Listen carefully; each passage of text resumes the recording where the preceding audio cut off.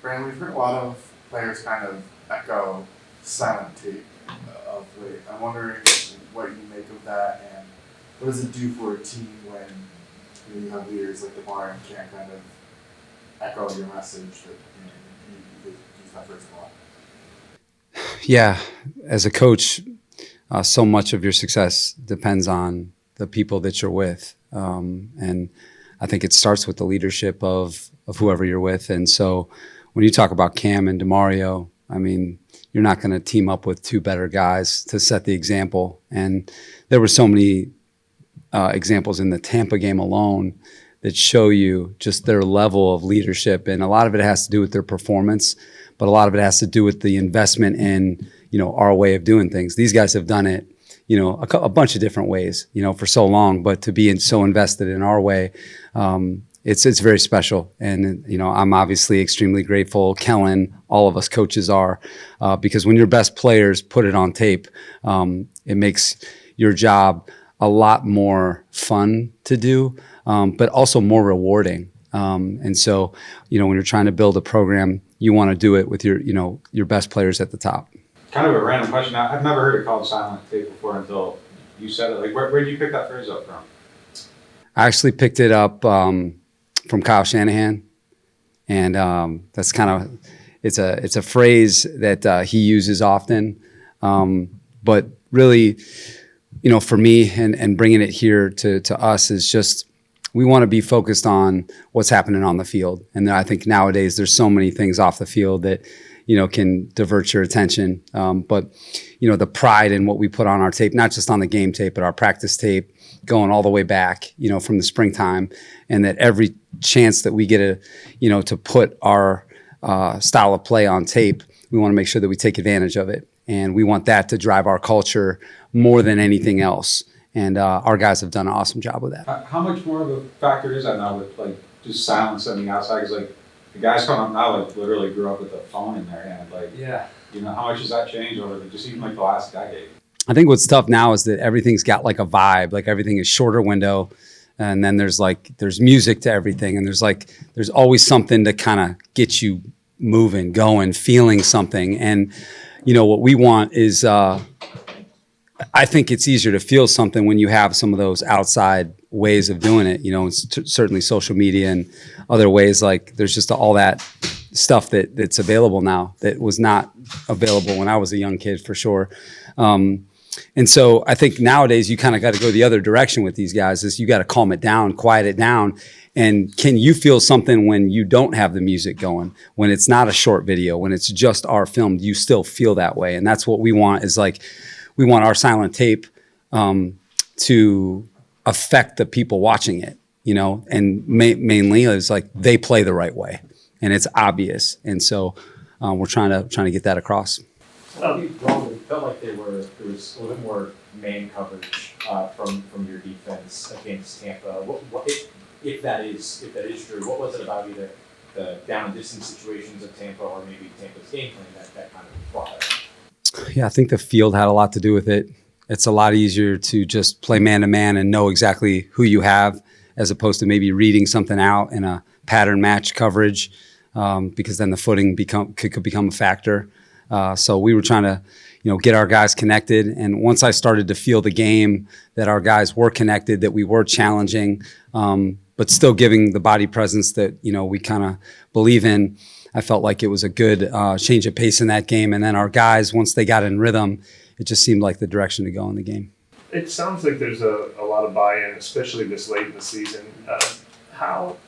When you're trying to install a philosophy and install a scheme and everything like that, and you're not getting the results early, and the team's 1-8, and 2-10, have you learned over time to be don't try to just put a quick Band-Aid on it? We're installing something for the long term, and it's going to play out in month 3, month 4. I mean, is that something you've had to wrestle with, or? Yeah, I think you're always challenged to keep your message fresh, but also truthful. And I think what we were able to do on defense was be able to say, hey, our record is this, but this is where our defense is ranked, in terms of how we've played against some of the premium people. This is where our improvement has been from game 1 to, let's say, last week, and just showing them, hey, here are the facts about how we're playing, and here's where we can go. Here's the opportunities that are in front of us. And so I think the more experience I get, you got to make it about these guys and their goals, whether it's our unit goals or their individual goals.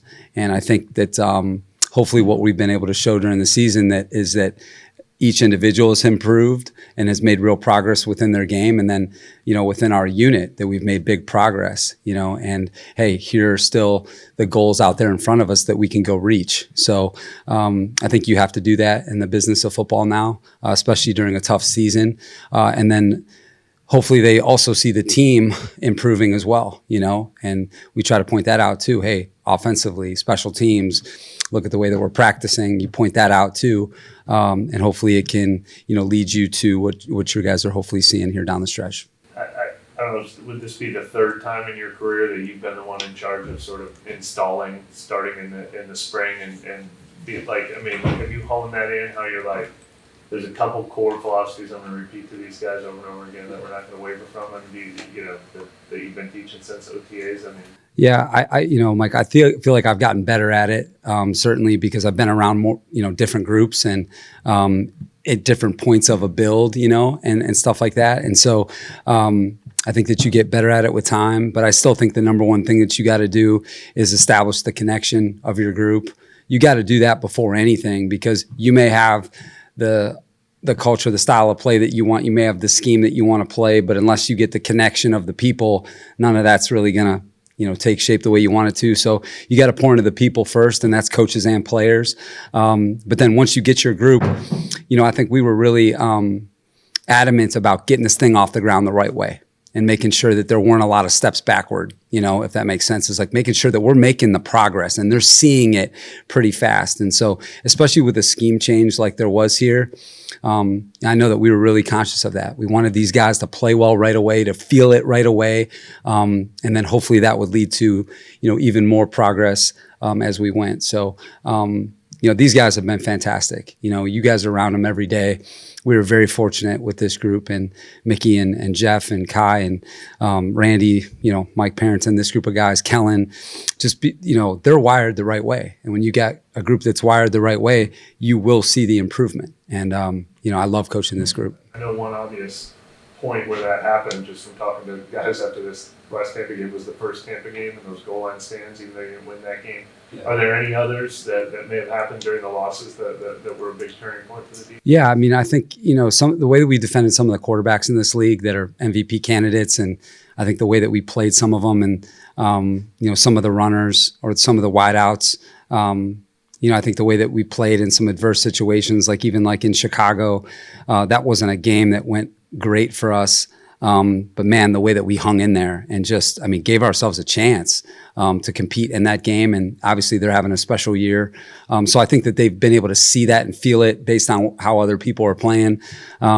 Even going back to, I think, the first preseason game when we played Denver, we felt like they were going to be a team that was going to be there at the end. And, our starters played, so did theirs. And hey, we felt the quality that day, against those guys. And so I think that little examples like that of like, hey guys, we have what it takes. Now we just got to keep pouring into our culture here, pouring into, this thing, and you'll see, where we can take it. And so that's what we've tried to do. And this group of guys has just really brought it to life. And I thought the Tampa game was a real good illustration of that. What do you think it's been in those short yardage situations that it's been happening all year? I think the Bills game, there was a 4th and 1 stop late in the game, Dolphins. And then in this game, like, what is it about those situations? Is it almost like a mentality thing more than a scheme thing at a certain point? Definitely a mentality. We try to pride ourselves in don't skip any steps in the plan. We cover short yardage goal line just like we do 1st and 10 up the field, just like we do 3rd down or the red area. Like we pour into that space, and we're just as detailed in short yardage goal line as we are anything else. And, the one thing that I challenge the guys with is, guys, anytime you're in one of those situations, something's at stake. Right? Whether it's a 1st down, whether it's a turnover on downs that leads to big field position or momentum, or if it's just points down in the, obviously in there tight like it's been a couple times. So when there's something at stake and your back's against the wall like that, I think you really reveal who you are, and I feel like you got to challenge people that way. And I think our guys are just, they're up for it. They've done it all year. And again, the only way you're going to be good in those situations is if you have guys who are wired the right way, who have the appetite for that type of challenge. And I think our guys have stood tall all season. Monte Taylor has been very good against the Panthers in his career. As a coach, does that happen frequently, where you recognize that a player is really good against this certain team, and what are you gonna make of it? Yeah, I think there's some intangibles with that, where sometimes you've just played well against the team and you just feel the right way. You're one game away from feeling humbled in this league. I know that as well, all of us. So you just got to take that for what it's worth. But, Alante, I think when he has played at his best, this year for us, and then, in the past is when he keeps it simple, when he plays his game, stays within himself, because then the quality really shows up to everybody. And, that last game, he had those two huge plays in that game that really helped us win that game. And he was also a part of a big 3rd and 1 stop in that game too, on their runner who's a hell of a player. Is there maybe a motivating factor, or even maybe like kind of a chip on the shoulder of a defense or an offense on the other side goes 4th down 7 times against you? I think that's possible. I think you'd have to ask the guys, but I think particularly in that game, we just knew that it was a what it takes game, whatever it was going to take to win. And I think with the elements certainly playing a factor, we knew that every stop was going to be critical, and every chance we got to affect the game was going to help us win. And I think our guys did get more confidence, based on what's happened before in the season. I feel like they felt comfortable in that space. And then, you just had some great individual performances too, which is what you need in those situations. You need guys to make plays. You guys have heard me say that. You got to have players make plays in those situations. And I think if you trace all 7 of those downs, because the 2 that we lost were really close losses, or else it could have been a masterpiece. But that's why you got to keep pushing, because you're never there. But our guys executed the plan, and then they just made the plays, and you saw what it did for our offense. It really gives a boost to the whole team. And again, our guys are awesome. Is it startling to see the way that the league has changed when a team does go for it 7 times without even your first year with the Chargers? And I remember. Yeah, it's just it puts a lot of pressure on you. That style of playing, it's a good way of playing, and I can tell you from defending, it's not easy to win those downs, 4th and less than 1. So, and when you win those downs, it's offensively, it gives you a huge advantage from a time of possession, from a scoring perspective. So, and not to mention the way you call the game, it's different. So it puts a lot of pressure on you when you go for it on 4th down, or there's that appetite to do it. So, again, our team is well aware of that. I think that's a big part of just, playing team defenses, knowing how a team's trying to play. It was obvious to us that Tampa was going to be aggressive in the game, and we were going to need every stop to get it done. Brandon, it seems like there's a lot of clarity in how you articulate ideas, your process, how you do things. Do you study that about yourself, or is that just kind of natural to how you communicate, or is there something that you figured out about how to do that to make sure information's passed very digestibly? I'm a son of a 6th grade English teacher and a high school coach.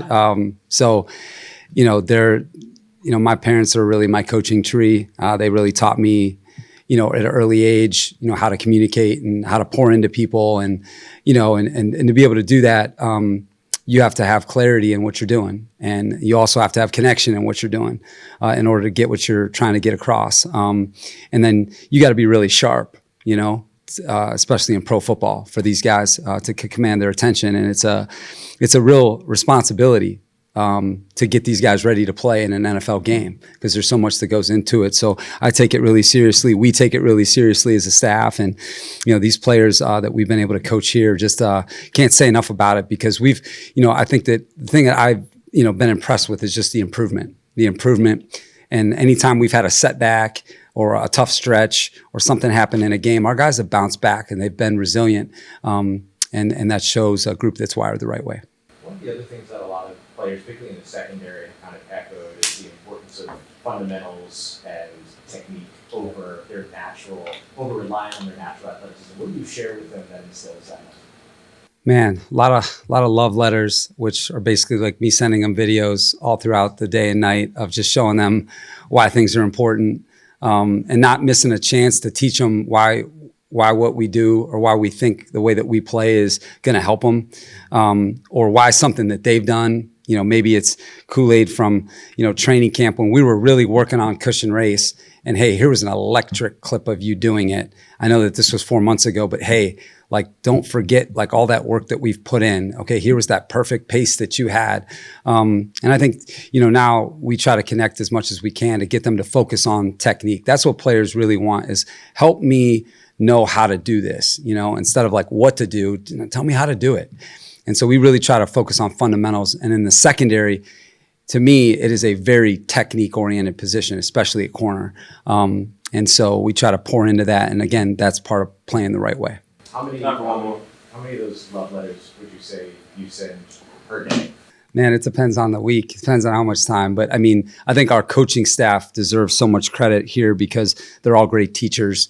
And I think that that's something Kellen's done a good job of, that we've done a good job of, is put together a group full of guys that take pride in teaching and drawn from as many examples of our past or the present, to illustrate what we're doing and why we're doing it. So, our players, it's nothing without the players, because they're the ones that have to take the coaching points and put it on display. And, those guys in the secondary are improving. You guys have seen it with Kool-Aid and Quincy and Jonas, these young players.